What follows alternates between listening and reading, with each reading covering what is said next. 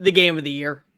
It, far and away, was the game of the year. Ladies and gentlemen, boys and girls, wherever you may be watching this, whatever time you may be watching this, I know that there are beautiful things in life, like meeting your significant other, like watching as your children grow up, like enjoying moments of beauty.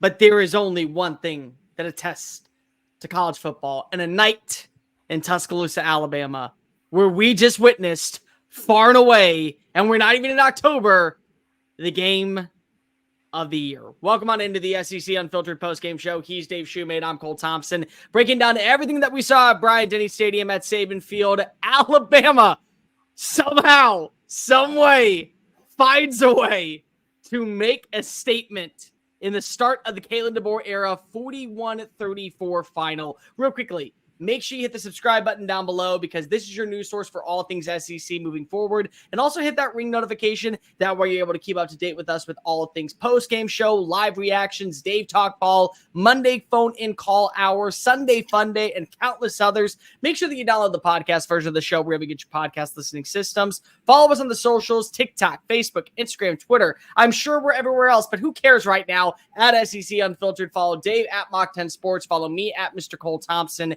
And check out all of our great work found at secunfiltered.com. This episode is brought to you by our friends over at RHOBACK. Look good, feel good this upcoming fall on game days with RHOBACK.com when you use the promo code SECU for 20% off your first purchase. You want to look good, you want to dress the nine, you want to be dressed for fall foliage, do so at RHOBACK.com, promo code SECU. Dave, I told you all, I told everyone, and I'm going to brag for a minute, that I knew that there were better games on the horizon. There were marquee matchups that were going to determine the SEC. The third Saturday in October, Texas versus Georgia. Absolutely, Ole Miss versus LSU is going to have highlight massive implications on the college football playoff. But for me, just knowing what this game is, knowing how this game has panned out, knowing what the future of college football could lead to, with Kirby Smart taking over as the czar of the sport, Kalen DeBoer entering title town with massive expectations to replace the one and only Nick Saban. This was always the game of the year. And by golly, through the trials, the tribulations, the roller coaster of emotions, through the ups, the downs, everything and any emotion that you probably felt, it delivered for 4 quarters and 3.5 hours of what we will always remember to be a night in college football history. No, 100%. That was, I think everybody, Herb Street, I think even said it. Kirk Herbstreit was like, I think people were kind of bailing out after this game. Herb Street, it was the feel. People were kind of like, yeah, I'm out. When it was 30-7, we're kind of like, I'm kind of getting out of this game. Dude, you kind of felt, I don't know for you, Cole, it was almost like when they got it to like an 11-point game and Bama had to keep punting back because me and you were talking about they literally had no flow offensively in the second half, that Georgia had a chance to get back in. Carson Beck was getting the hot hand. And I told you, I'll admit, I told you about before we got on the show, I was like, dude, I was about to come on here and kind of, he's part of the reason why they lost. He had 4 turnovers, but at the same time, he kept them in that game and let them have a chance to win in the second half. I was about to say, man, what big game has Carson Beck won? And I guess my thought still stands. What big game has he won? But I grew a lot of respect for him. Last interception was bad, but I think at some point, Bama's defensive coordinator, Kane Womack, and their secondary coach, Maurice Lindquist, are telling them, hey, turn around and play the football in phase. Like, you play like a receiver. Like, they're just testing you. You got to play the ball.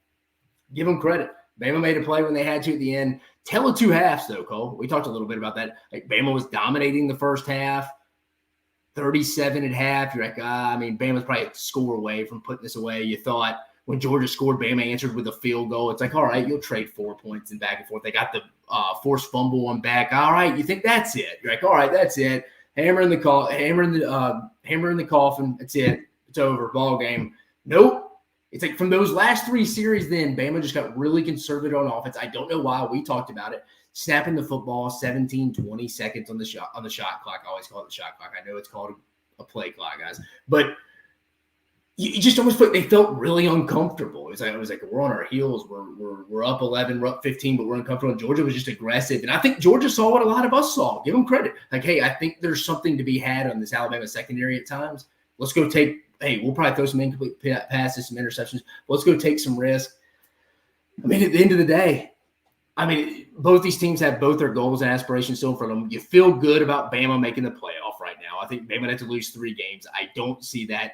Georgia would have to lose 3 games as well. But I will say this: their schedule's tougher on the back end. You still got a trip to Austin, you got a trip to Oxford. I know they lost to Kentucky today, folks, but still, it's gonna be a tough game. Yeah. And you got Tennessee coming to town. Little less room for error. Now. Can't go lose 2 out. You got to go win 2 out of 3 of those.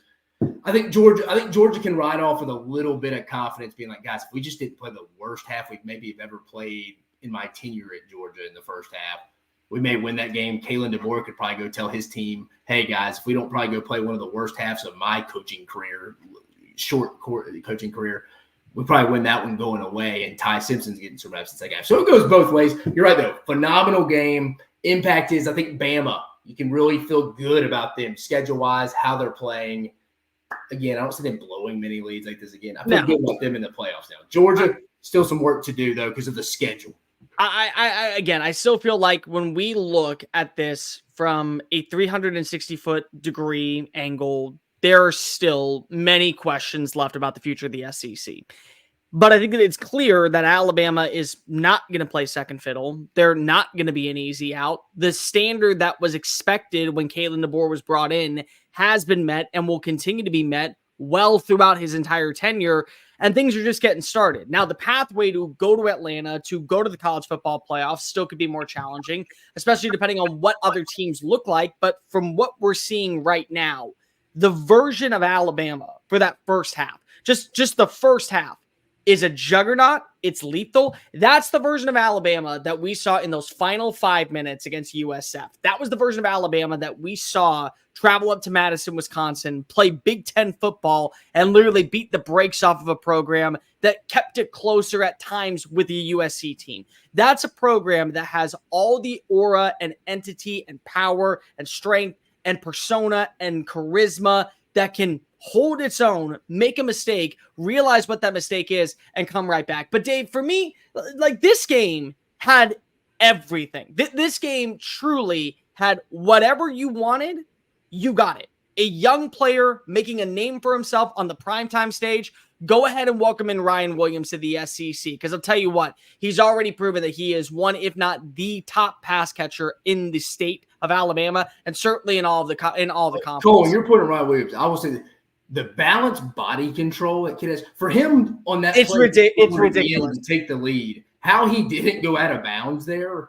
The maturation of him, just to be able to understand what that is and how to be able to force 2 5-star defenders to run into each other so he can run past them. You want to see turnovers? You got to see 2 defenses capitalize on multiple times. You want to see Alabama where their weaknesses were? You got that in the second half. You want to see Georgia where you can go ahead and attack them. If, say, you're Auburn next week, or say you're Ole Miss, or say you're Tennessee, you saw that. You also saw what the persona of a Heisman Trophy worthy caliber quarterback in Jalen Milroe is. You saw a comeback by a quarterback that many of us were about ready to bash throughout the internet, and people were saying, why are we not talking about Carson Beck being benched? We saw the rise. We saw something. This game had everything. And I think that's the main point when we look at it at the end of the day. This game truly will be defined for how it is going to be still the standard of the SEC.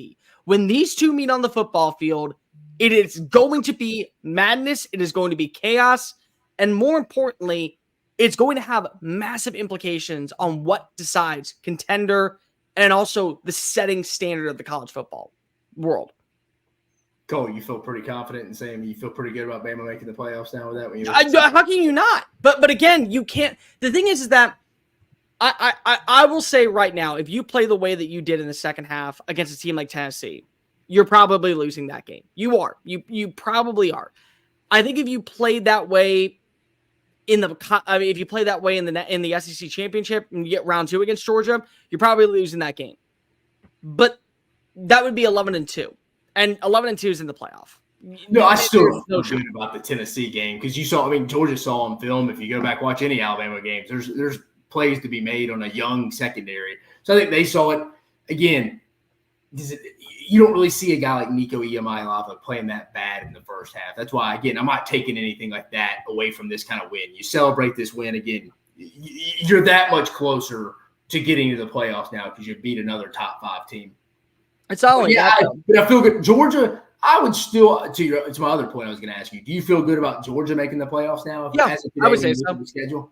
I think at this point, they're going to have to find a way to split a series somewhere, whether it be with either they lose to Ole Miss and then they beat Tennessee and they beat Texas, or they need to win 2 out of 3 of those. Yeah, or they beat Ole Miss and then they beat Texas and they lose to Tennessee. Like, that's probably their best path. And they may not make it to Atlanta, but that's kind of the beauty. We talked about this all day today, where a team like Ole Miss has very little room for error, but they still can survive. They still can find a way to make it into the postseason. They still can find a way to control their own destiny. Georgia's the same way. And the version that we saw at Georgia with the consistent moving of the chains, the passing attack, the identity to take those deep shots down the field, Mike Bobo kind of opening up the playbook for Carson Beck.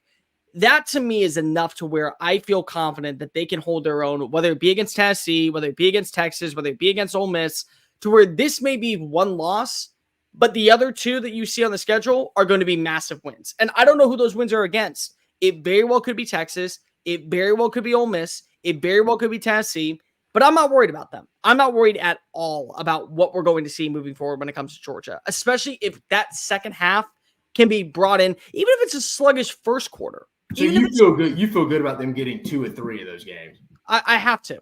But there are holes. I mean, like, a spade's a spade. There were holes, and you saw it multiple times. You watched in the first half as Jam Miller and Justice Haynes were able to capitalize on short field position and continue to move the sticks. You watched as Jalen Milroe was able to slice and dice up this defense. You watched as Alabama was able to get pressure up the middle and force Carson Beck into throwing into double coverage. I mean, the one interception to Deontay Lawson was arguably the worst throw I've ever seen in the history of Carson Beck throws. It was that bad. It was awful. There was no identity when it came to that. And so factor in, he took a safety too. That's another point. He didn't play great overall tonight. But still, you can see the holes on both sides of the team. Neither one was perfect tonight, but what they gave you was a perfect performance in moments to where you know that these 2 are still the standard of college football. When these 2 take the field, if you get the best of the best, this is going to be a game that we will talk about for ages. And I think that we will. I truly do. When we talk about this game, we're going to have to bring it up for constant repetition because of what it means to the history of college football and how this does affect the rest of the SEC. Alabama's path now to Atlanta, Alabama's path now with Kalen DeBoer at the helm has become a lot easier. It's become a lot more stable. And honestly, you also see how a lot of other recruits, the beauty about this game also, Dave, is that there were so many recruits in that building watching Georgia and Alabama, 2 of the prime programs of the SEC. They watched as Alabama, with a brand new head coach, implemented an offensive identity and a defensive formality that can be stable for years. And they're going to have to attest to that when it comes to them deciding on where they want to go to school. And some will now say, well, the Saban tax might be gone, but the DeBoer discount has arrived. That's what we have. And I do want to break this game down real quickly. If you go ahead and hit the comment section, we'll read out your comments. Anybody with a super chat jumps to the head of the line. So make sure you go ahead and get those dollar bills. And let's talk about that first half, Dave, because we're probably going to be here for a while. Alabama set the tone. I think that my biggest takeaway was Alabama being able to set the tone, knowing what this matchup was, is huge for Kalen DeBoer. It's huge because of they all are saying that they understand what this magnitude is. And more importantly, they have no fear. They played with no fear whatsoever. They went up against the top team in the country by most people's standards, one of the most stable defenses, one of the most consistent offenses from a season ago. That last season, many people would say on countless occasion, well, if we had Ladd McConkey at full speed, if we had Brock Bowers at full speed, we probably would have been fine. We would have won the SEC championship, and they ran it down their throat. Top to bottom, Justice Haynes, Jam Miller. You had great catches from Ryan Williams. You had great catches from Kendrick Law. Kobe Brennan stepped really up. Your tight end play with CJ Dippre had a phenomenal big-time catch across the middle of the field. And then Jalen Milroe's legs. That first half is why when people are going to talk about the Heisman Trophy, you have to throw Jalen Milroe's name into the conversation. Oh, I mean, yeah, you heard. I mean, you thought he won it completely in the first half. No, but I think Bama had a good game plan. A good first half scripted plays. I mean, you saw Glenn Shumate talking to the defense, the Georgia defense after the first series. Like, they threw the kitchen sink at us. They got nothing else. And then Bama goes and scores for 3 more straight drives. Granted, one was off a turnover. But still, though, Bama had Georgia on their heels. They had them figured out in the first half. But again, there's not a better coaching staff in the country that adjusts at halftime. There's not. I've seen numerous games since Kirby Smart's been there where they've looked a certain way in the first half. And the game that always comes to mind is South Carolina last year where they were down at half and it just totally flipped. They adjust on both sides of the football better than anyone in the country right now. You saw that. But honestly, I think in the first half, though, Bama, I tweeted it, I texted about it. That was one of the best first quarter offensive play calling between Nick Sheridan and Kalen DeBoer I've seen from an Alabama football standpoint and an overall standpoint overall. I mean, they were just killing them on the edges. And then, of course, though, you got to expect Georgia is going to adjust. They're not just going to let you continue to kill them with the same knife. Like, you're going to have to pull something else out. You're going to have to beat them with something else. They're going to take that away. But overall, though, I mean, first half couldn't have been any better for Alabama, let's be honest, except probably the end of what would they call it, the pass interference at the end. Bama maybe could have scored there at the end to really go up 37-7 and maybe put their foot on their throat. But other than that, I mean, you couldn't ask for much better for Bama in the first half. When you look at how Jalen Milroe played, his first incompletion came on the drop pass on third down by Jeremy Bernard. Yeah. That was it. He was 11 of 11 for 3 touchdowns, a grand total of 202 yards of offense. He did everything. And more importantly, he never felt under duress. And I will be honest, even though Alabama's offensive line looked very stable in the first quarter, there were still a couple of plays where you watch as the pressure was able to capitalize. C.J. Allen broke through a couple of times. Smell Munden broke through a few times. There were moments where he had to start to run, but he never felt like that he was under pressure. And a season ago, especially in that game against Texas, in that environment early on in his career, he probably would have rushed to throw. He probably would have thrown into double coverage. He probably would have made a mistake to where it would have cost Alabama a really good overall drive. Even if they walk away with the field goal, it still is points. And points against these teams, these prime contenders for a national championship, you can't afford to lose. And he never felt that way. And I think that's one of the big turnouts of sitting in that game against USF. Since he's returned, every offensive coordinator has realized we have to try to build an offense around what works with number 4. And more importantly, we have got to allow him to play his brand of football for us to be able to capitalize. And they did. They absolutely did. And because of that, you're watching him play comfortable. You're watching him play without any duress. You're watching him play with a certain poise and demeanor that truly stands out. He was the entire story of the first half. And I think that even when we talk about how the run game started to pick up a little bit of steam, how you saw a couple of breakout plays from Ryan Williams, it still goes back to Jalen Milroe because everything starts and ends with your quarterback. And while one was starting to trickle off into the distance about us having to have the conversation, well, is Carson Beck really the guy? Is Carson Beck did he really face against quality competition last year? What was the problem with him? It ended up being a little bit different from the other side, where a year ago, we probably would have thought, no, Jalen Milroe was the one struggling. Carson Beck is the one that's capitalizing. No, yeah, 100%. And Jalen Milroe was definitely the story of the first half. Again, like, it couldn't have gone any better. Let's be honest, on both sides of the football for Georgia, it couldn't have gone any worse for both sides. Honestly, Bobo was I feel like he was kind of in a hole initially, the offensive coordinator for Georgia. Like I keep going back to, I mean, Georgia's going to come out and fight. They're not just going to lay down. Like they're, and I'm not saying you're saying that. I'm saying they adjust better than any team in the second half. Now, should you blow a 30-7 lead? I don't care how good you adjust. No, some of that you beating yourself too. But leading into what we're about to talk about, probably the second half, where again this game was just two different halves, man. Tell 2 different halves, as Avery Johnson would say. No, and I think that the main point is that again, this is a veteran roster. This is more importantly a veteran staff. And there's a certain aura and expectation and overall persona about when you go down to Athens and you get an opportunity to train. The way that I view this game more from a grand scheme is that Georgia has been funneling and foaming at the mouth since last December to play in this game. They didn't care about what happened down in the Orange Bowl. Win or lose, they really weren't that focused. They were more so importantly looking at what happened in the Atlanta, because they were a game away from potentially having a three-peat and joining Minnesota in the 1930s as the only team to ever do it. They had been waiting for this moment. They had been begging for this to arrive, this actual time.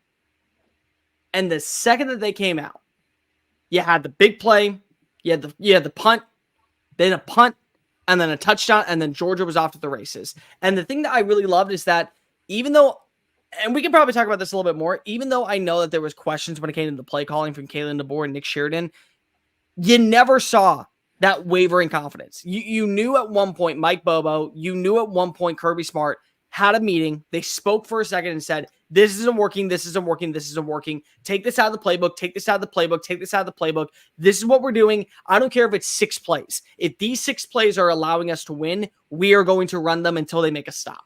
And they didn't. And that's what kept Georgia in this game.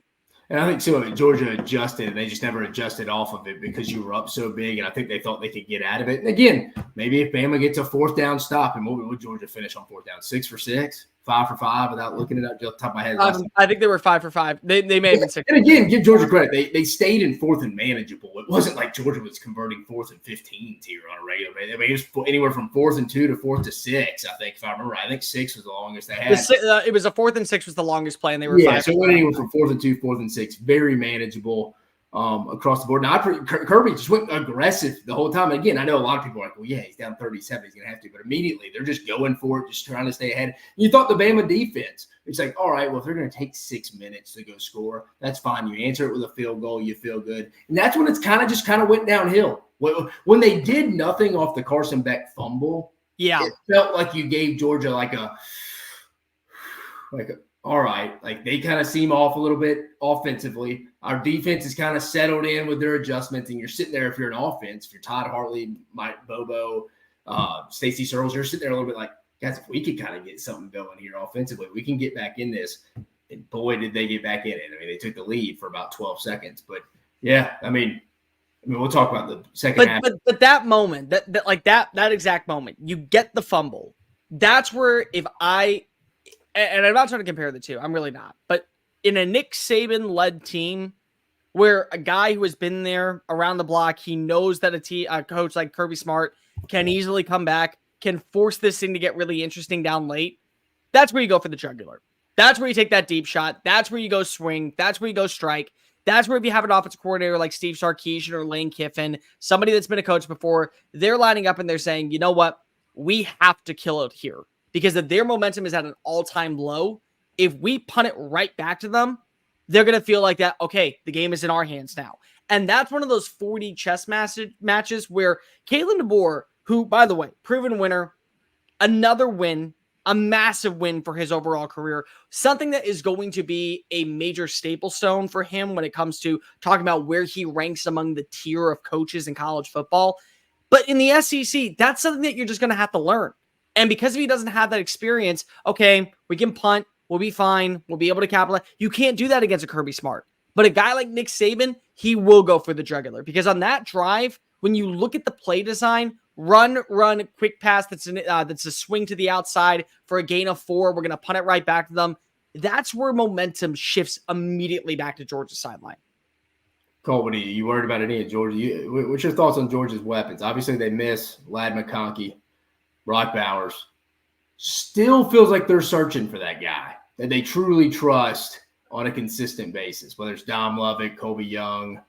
Arian Smith had a good night. Arian Smith, for 132. There's no one it really – yeah, they made some plays vertically, but you also got to think they took a lot of shots at bombs over Baghdad over there. Yeah, they did. I get it. You're testing Bama's young secondary, but overall, there's no one if I'm a defensive coordinator and I'm game planning for Georgia – that just totally scares me.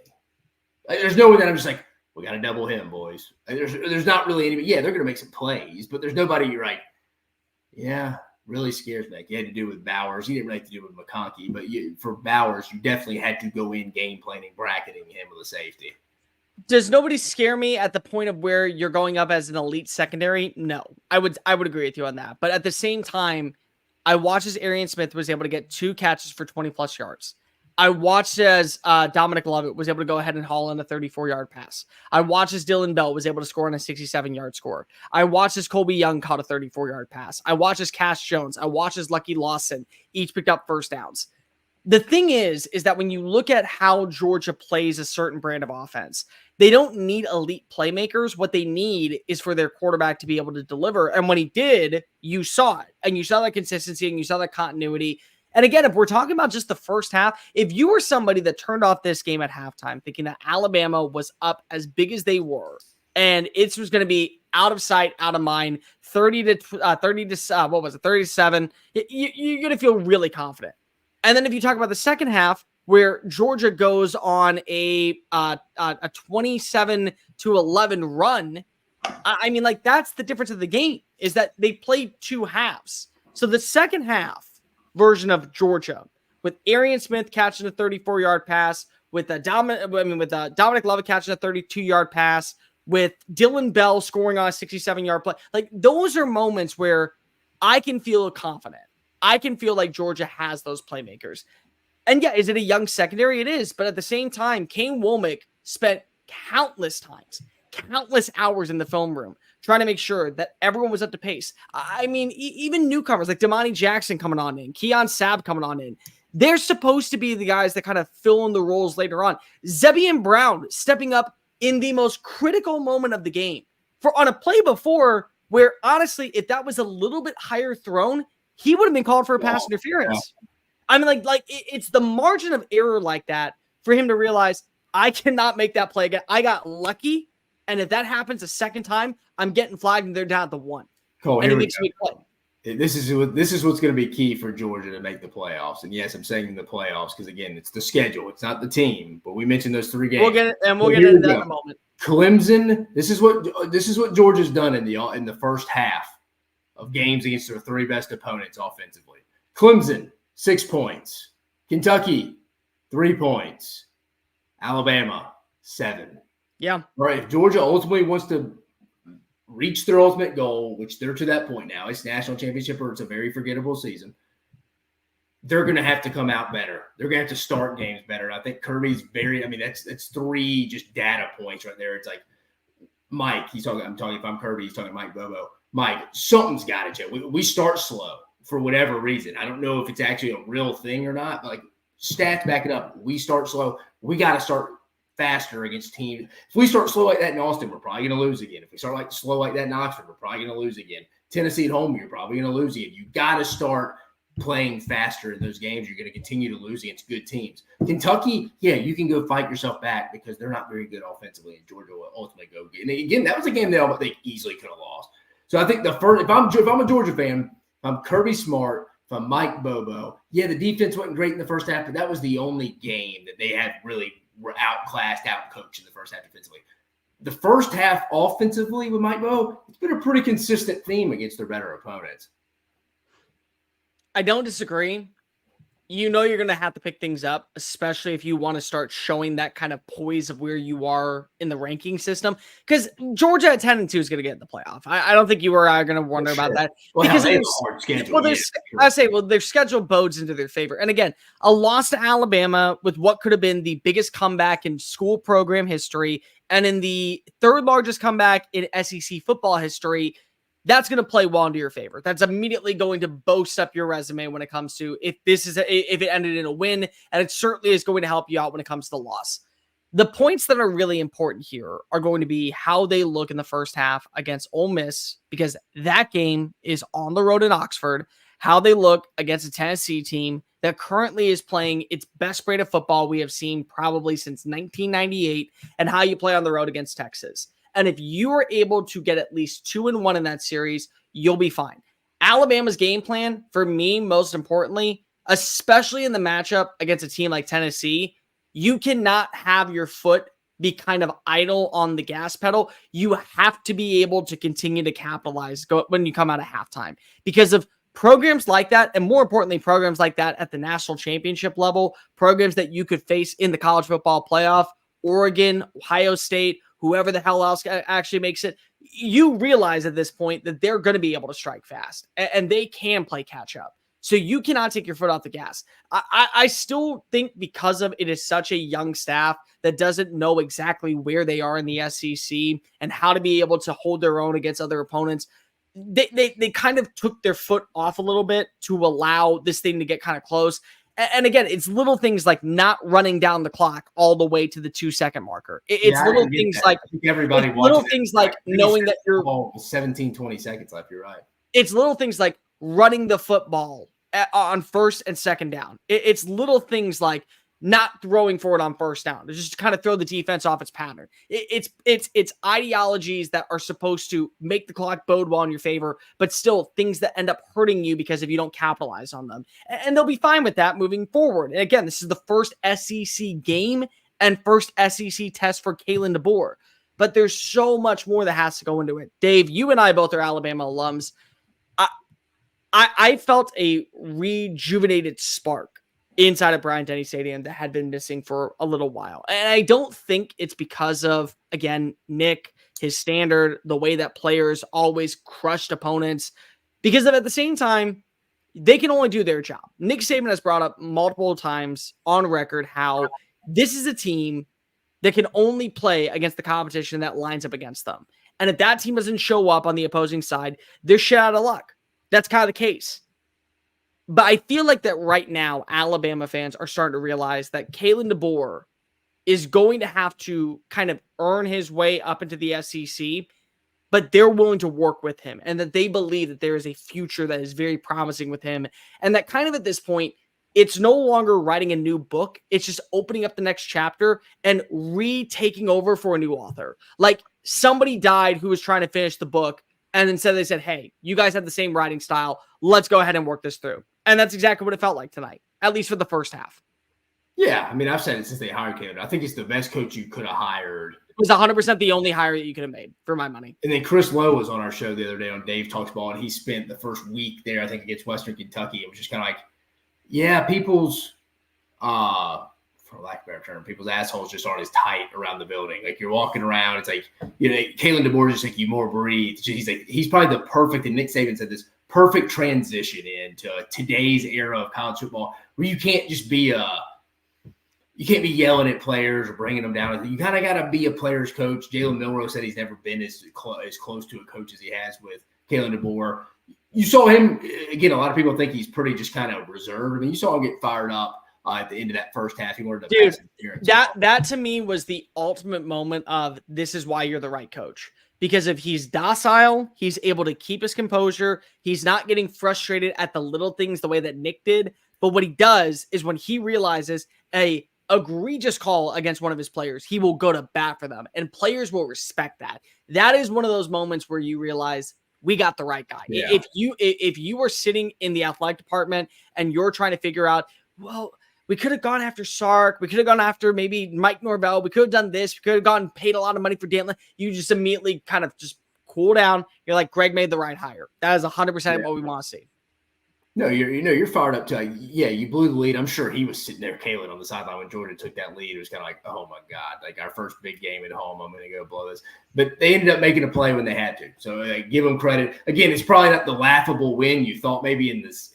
I'm sure Kalen DeBoer wasn't thinking this at halftime, but most Alabama people were thinking, oh, that's what it's going to be. We're going to be laughing in the second half. But no, when Bama had to make plays in the second half, they did. Very few, but they did make plays when they had to. I mean, yeah, I think Kalen DeBoer overall, big, massive win, though. I mean, couldn't ask for it. I mean, what is Kirby now? 1-6 against Alabama? 1-6 against Bama. And again, we have to have this conversation, which I don't think is fair because of the environment, the sluggish start, the way that you weren't able to capitalize, the turnovers, countless times shooting yourself in the foot. But you do have to wonder, is it a Kirby thing or is it just a Bama thing? Is there something about Alabama, the relationship about what the Crimson Tide is, what the aura of playing at Bryant-Denny Stadium is, what that atmosphere is like on the biggest stage in prime time where you know that all of America is paying attention to you, that you just deliver? Because I don't think that it's fair to put Kirby on that spot because a few coaches would be able to ever make that type of comeback the way that Kirby did, the way that his staff did, the way that his overall personnel, even though that they definitely were frustrated going into halftime, they never, ever, ever let it be shown. They're that veteran. No, I mean, just to sum it up, they were down 28-0 at some point in this game and were leading with just over 2 minutes left. That talks about your culture. Again, I've heard they're waiting for leaders to step up. This may be a game, even in a loss, Georgia fans, because talking to people close to the program, that was a concern because they lost all their leaders was, hey, who is it? They didn't really think it was their quarterback going into this. They didn't think it was Carson Beck. I think I said on one of the shows, like, they didn't think if they ever got down big. And again, I don't know if Carson Beck went and got on to people at all. I didn't see that on TV. I don't know if that happened, so I can't say. But it wasn't a guy they said going into the game they were going to look towards.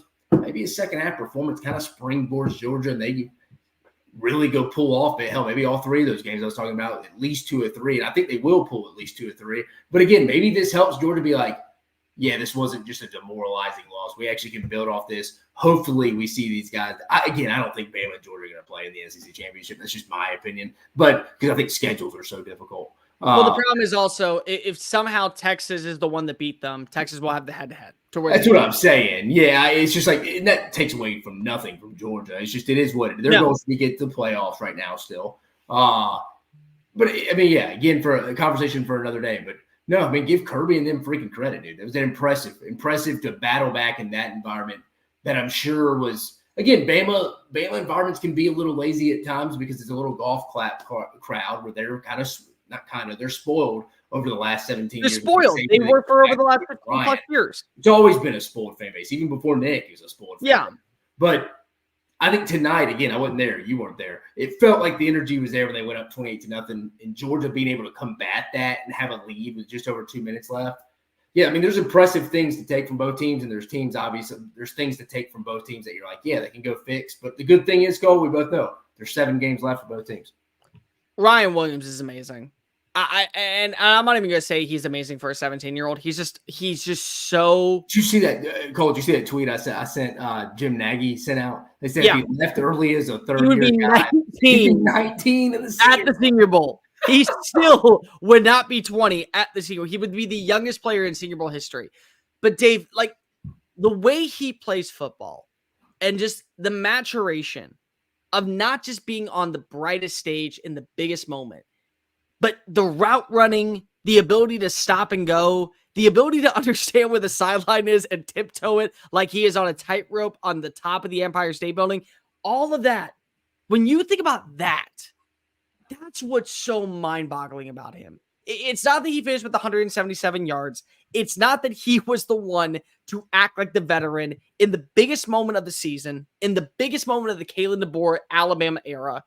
It's the fact that it never felt like he had to be that guy. Like, it was just like, oh, we know 2's open. Let's go ahead and get to him.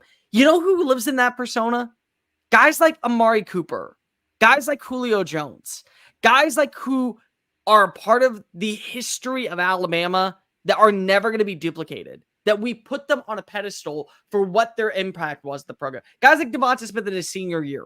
But again, he's a 17-year-old doing this. And you would never be able to tell. You would think that he was a senior at 165 pounds that needs to gain a little bit of weight before he goes into the NFL draft.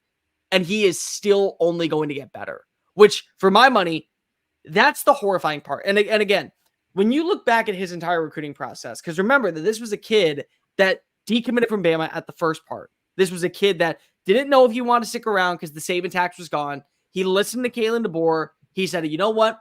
If this is good enough to work for these receivers in Seattle, it's good enough to work for me. Every wide receiver that is even close to considering Alabama probably at this point has now made sure that that is the first phone call, that they get a full-time offer. The NIL works out for them, and it bodes in their favor to where they will see playing time. They're going to commit. Because performances like that, you saw a 5+ star receiver, the top receiver in the class, say, you know what? I'm good. New coach, new staff. I'm going to believe in it. He's setting a standard. That to me is the impact that I don't think enough people are talking about. That impact is going to carry so much weight for what it will do for helping Kalen DeBoer build this roster. Yeah, I think we forget how good that overall class in the state of Alabama was at the receiver spot. Yeah. And Cam Coleman, Perry Thompson, and obviously Ryan Williams having the most success so far. But no, you're right. I mean, has a little bit more Devontae Smith to him than he does the other famous Bama Mobile native or Foley native from in Julio Jones. But no, big-time threat, leads Bama in receptions right now. He is a guy you have to go game plan for, which I'm talking about what Georgia doesn't have. And really, Georgia hasn't ever really had that under Kirby Smart. I mean, best overall upside receiver they've had has been George Pickens, but probably the most consistent guy week to week since he's been there was probably Ladd McConkey. It was Ladd McConkey. It was. No, far and away it was Ladd McConkey.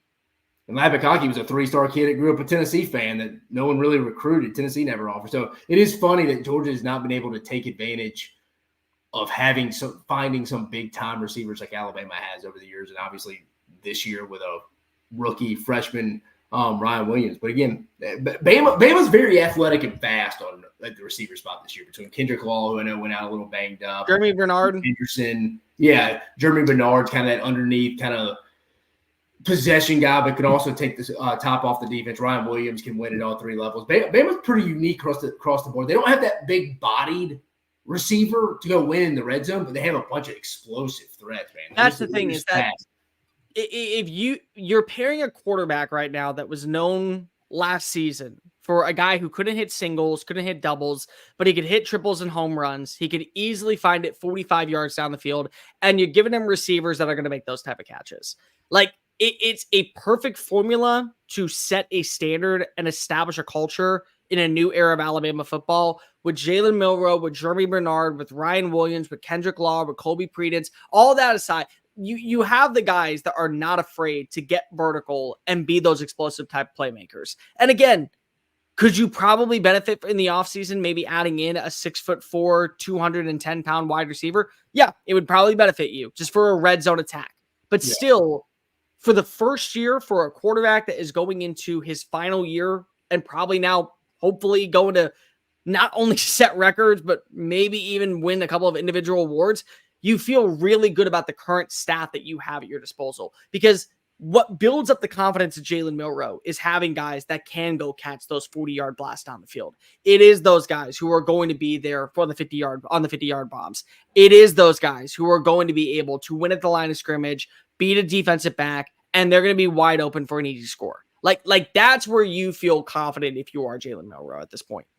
Cool. I'm going to the other side of the ball for Bama real fast. As much as you loved what Kalen Womack did in the first half, he had such a good first half. It would be interesting to see what happens in this game if they kept the pressure. When they were bringing in the first half 7 to 8 guys from all over the place, but then they only started rushing 3 to 4 in the second half. And I get why. You don't want to give up some one big play because you busted in man coverage or something to let them kind of – you wanted them to drive the field, just the offense playing complementary football with you, like we talked about with 17 – snapping the ball with 17, 20 seconds left on the play clock. But Kane Womack a little bit, I think you not being as aggressive in the second half almost bitches well, because Carson Beck's one of those guys. If you can get Carson Beck off his platform, as you saw in the first half, he's all over the place. Like he can be inaccurate. He just doesn't look very comfortable, deer in headlights type look.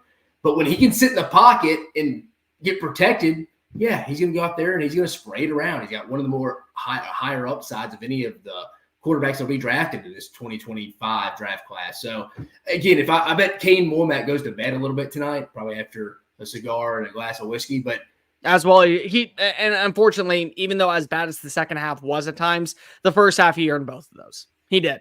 Oh, no, I'm not saying he didn't. I'm just saying he probably is sitting there like, we probably could have been a little bit more aggressive in the second half. But once Tim Smith went out with those cramps, I don't know if he just thought, again, I'm on his head. Maybe he just thought, I don't want to give up some one big explosive play. If they're going to score on us, I want them to earn it. And again, blame the offense, right? Because I think the offense was one score away from really putting it away as well. But I bet Kane Womack watches that film tomorrow or tonight, whenever he watches it on his iPad or at the office. And he's like, I could have been a little bit more aggressive. That's when Carson Beck – because if I'm attacking Carson Beck, I'm being aggressive because you're not very mobile. Yeah. Zebian Brown and Zebian Brown and Damani Jackson, give a lot of credit to them. Damani coming on over from USC, kind of the guy that we were trying to see when he would break out and have that highlight moment alongside Keon Sabb. That happened in the first quarter with his big on-time interception. Serves the drink. Malachi Moore, again, that veteran of the secondary. I think that we undersell how important he is to Alabama. Played a ton of football and a ton of big games. It's just you can't teach experience. And in a moment like that, where you watch it, and what's so funny is, do you remember the play where Zebian Brown was in coverage and they broke up the pass? I think it was intended for Dominic Lovett, and you see Malachi Moore get his hands on the football, and he's screaming walking back over to the sideline. Like, oh, you had a pick. You're right. A freshman would probably be like, man, I got a good play. I got a good play. Like, I broke that one up. And he's sitting over there as a senior going, I could have ended this game and could have sent everyone home happy. But you're right, but it's one of those plays that Bama just didn't make in the second half that you're like, if you make that, this game's probably not that as close as it is. You're right, you couldn't make that one play, and Georgia made all their fourth down conversions, the plays they had to make to stay in that game. Cole, here's a good question for you. What do you think happens? I think we were still recording the Auburn Oklahoma reaction a little bit. We just gotten off. If Georgia doesn't drop that ball deep, I forget what receiver it was in their first drive. Murray hit him right in the breadbasket, went right through his hands. If they go match that score and it's 7-7, I don't think Georgia has the first half as bad of a first half naturally as they have. So that's interesting as well. I think maybe an Arian Smith that dropped it, went right in the breadbasket. It was a nice ball by Carson Beck. Well, think about this also. What if instead of the punt, it was the fumble that was initially rolled on Trevor Etienne wasn't called?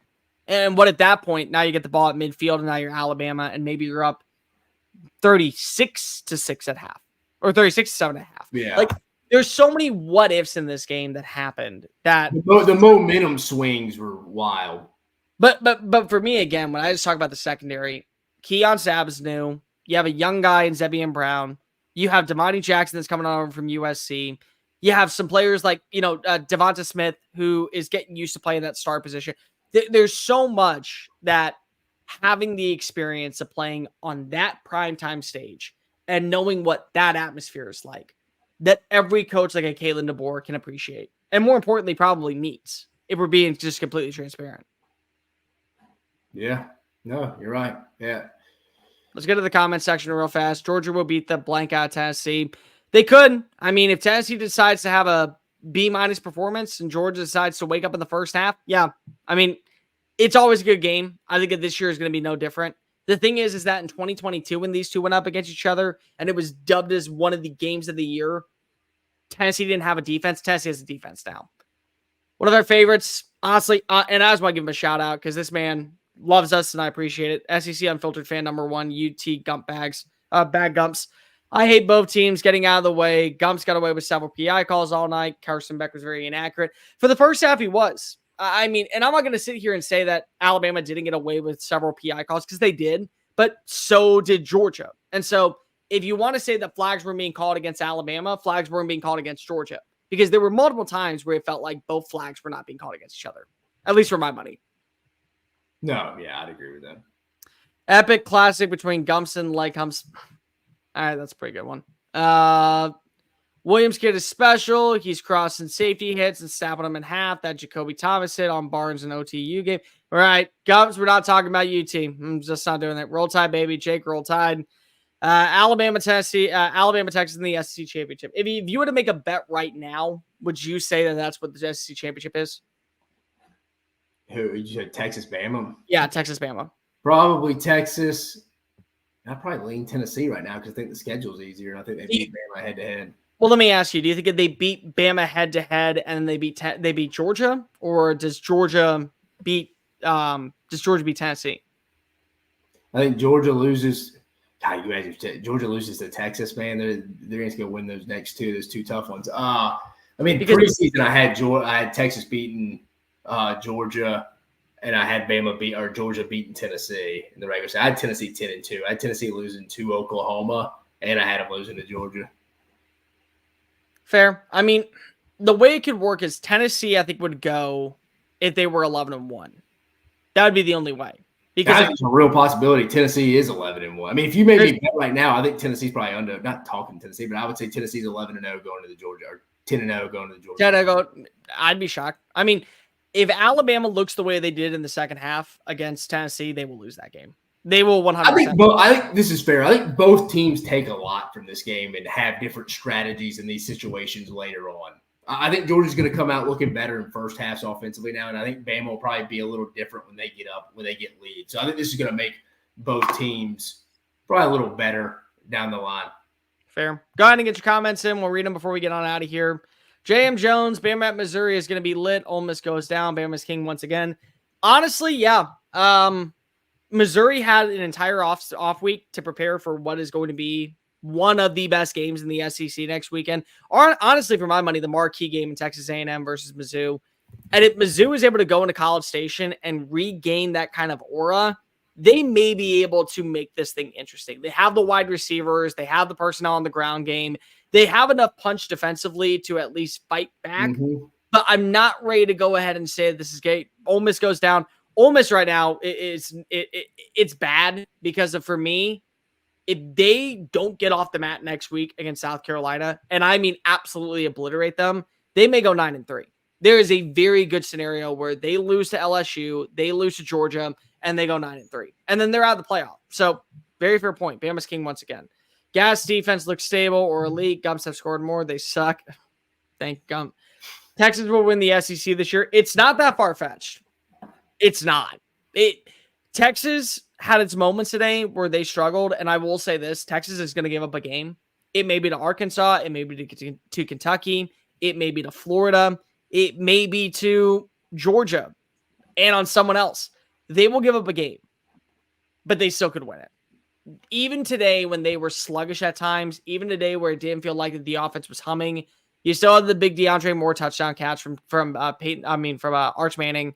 You still had a couple of good runs. You still saw the defense play well. They kept them out of the end zone for the most part. Solid overall day. I could see it. Milroe for Heisman. Right now, first half Milroe, that gets my Heisman vote. Just first half Milroe gets my Heisman vote. And then the throw to Ryan Williams gets my Heisman vote. Bama took its foot off the gas in the second half, and Kirby Stone can't win. GA has a Bama problem. That's the main question here. And honestly, that's where my mind is right now. I don't know. I don't know if it's a Georgia has a Bama problem or if the slow start eventually just hurt Georgia. Because I will tell you what, Kirby is probably one of two coaches that can find a way to come back in that large of a deficit. I mean, I think naturally it's got to be a Nick Saban problem right now. I mean, he's lost 5 to Nick Saban. So, I mean, yeah. Since Kirby's been at Georgia, the only coach he's faced till tonight was Nick Saban. So I think now Bama goes into Athens next year and wins. Yeah, that's where you can have that conversation. Yeah, and again, I think Kirby does, for whatever reason, the team comes out a little tight in these games, but I don't think it's just like they see again, I think that's a little oversold. It's more social media stuff. I don't think Georgia just looks across the sideline and it's like, my God, how are we going to overcome this? I really don't think it's that. Like, just from being around kids, like, they don't think like that, like fans do. It's just Bama, when they've played Georgia, has made more critical plays than Georgia has. It just happens to be a 1-6 record since Kirby Smart's been in Athens. Milroe is the best quarterback in college football. Dave, if you had to pick a quarterback right now, would Milroe be the one you'd ride it with? In college, in the entire sport. In the entire sport. In the SEC, I would say right now, yes. Some of the throws he makes. No, I mean, the legs get me, and I think I used to not be like this like 10 years ago, but now it's like Nick Saban says, you have a quarterback that can run and make plays with his legs, that puts so much stress on defenses and preparation and in games that you have to pisses them off. It pisses them off. It makes a defensive coordinator. It's like Carson Beck. He's not a runner. So it's like if you're going to tee off on this dude and get him off his platform, he's not going to be able to escape and go make a 3rd and 7 run for a first down. UJA ends the season at 9-3, limping into the playoffs. Carolina Titan, I'm going to be completely honest. 9-3 doesn't get you in the playoffs. And I don't even think it does for Georgia. There would have to be so much transparency with other teams like Notre Dame, like Miami, like Clemson. They'd have to be like 8-4 or 9-3, and they wouldn't have to play in the college football the ACC championship or something along those lines for them not to get in. Like, that's the only way I see it. But if they are 9-3, could they go 9-3? Maybe. I mean, let's just say that the performance that they had in the first half happens against Tennessee, Texas, and Ole Miss, and it goes into the fourth quarter. They're not coming back. And that's 8-4. And that, I just don't see them going 8-4. And I don't see them going 9-3. But yeah, I'm not going to rule it out entirely. No, I wouldn't either. Another timid, passive game plan. The players only skiing in front of them, 1-9, playing in the same game is definition of insanity. 30 points in the first half, and we had 2 weeks to give. Yeah, you did. Trust me, I get it. You had 2 weeks to game plan. The last person I ever thought would be able to give you this type of performance in the first half was Kirby, having 2 weeks, but it is what it is. Bama let up at halftime, almost certainly cost them the game. They beat the hell out of Georgia, and hopefully they have learned an important lesson of not taking your foot off the game. Yeah, Again, for me, the big point is I think it's Kalen DeBoer kind of learning what the SEC is. It's his first SEC game, and it's against an opponent who is known for winning national titles and had a problem beating Nick. And so it's one of those things where you're going to learn from the moment. You're going to realize that against a Tennessee, against a Texas, against an Ole Miss when they're humming, against a program potentially like Missouri, I can't take my foot off the gas, because if I allow them to come back and make this thing interesting, it's going to be really, really, really interesting. 30 points. I mean, 41 in the end. Go Dogs. Kirby sold the game. I don't think he sold the game. I just think that it was a really bad start. Here's where it gets bad. Can somebody go check on the recorders and see if Stetson has any eligibility left? I mean, Stetson at this point, who knows what the hell he's doing? Like, I'm sure that Hurts is waiting for him at this point. I'm so sick of the BS refs always cheating for Alabama. They were missed calls on both sides. Like, I'm sorry. Like that's one of those same times where I can't agree with you. You're down 28-0. The refs didn't kill you. The refs did not cost you. You made this a game interesting late. That's all the refs. Georgia will beat the crap out of Tennessee. They could. Again, I already brought that up. Just up, and we're probably going to end with these three. Brawl, yo, silly if y'all think Georgia goes 8-4. I don't think Georgia's going 8-4. Yeah, I don't think anybody thinks they're going. Nobody thinks Georgia's going 8-4. I'm saying if they play the way they did in the first half, if they played the way they looked in the first half for 3 quarters against Ole Miss, against Texas, and against Tennessee, that would mean 3 more potential losses. And I don't think that they're going to do that. I think that they go 10-2. And I think I had them going 11-1 during the regular season. Yep, I did too. Does Bama vault to number 2? Let me go look at it. If you were to vote and it was Ohio State who throttled Michigan State, Texas who still is number 1, and that's Bama, do you put them at number 2? Yeah, I mean, Bama has the best win, I think, in college football right now. I put them at number 1. Yeah, I think there would be a fair case for that too. Yeah, I mean, I would. Yeah, to answer this guy's direct question too, but I'm with you, Cole. I mean, I would put them at number 1. Best win, you could easily put them at 1. Texas 1, Bama 2, can't ignore Bama's second half collapse. Yeah, I mean, like that's. If you ask me what I expect tomorrow morning, I expect to see Alabama at number 2, Texas at number 1, because of the fact that they collapsed. Now, if Bama found a way to win by double digits and they didn't take their foot off the gas and this didn't come down to literally the last couple of plays, I think Bama would have catapulted to number 1.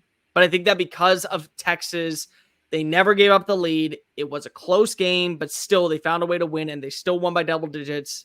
They're going to get the pass. Depending on what happens in their matchup against Red River and how Alabama looks moving forward, that will play a factor into it. But yeah. Will Georgia be ranked 17? No, I do not think they'll be ranked 17. Where do you drop Georgia? Where do you drop Georgia? I mean, they have one of the better wins in the country too, with beating Clemson, and now that's the thing. Kentucky looks a lot better of a game now. I mean, I don't really drop them outside the top 5. I mean, they lost on the road in Tuscaloosa in a close game in a second half that they came back, so not far.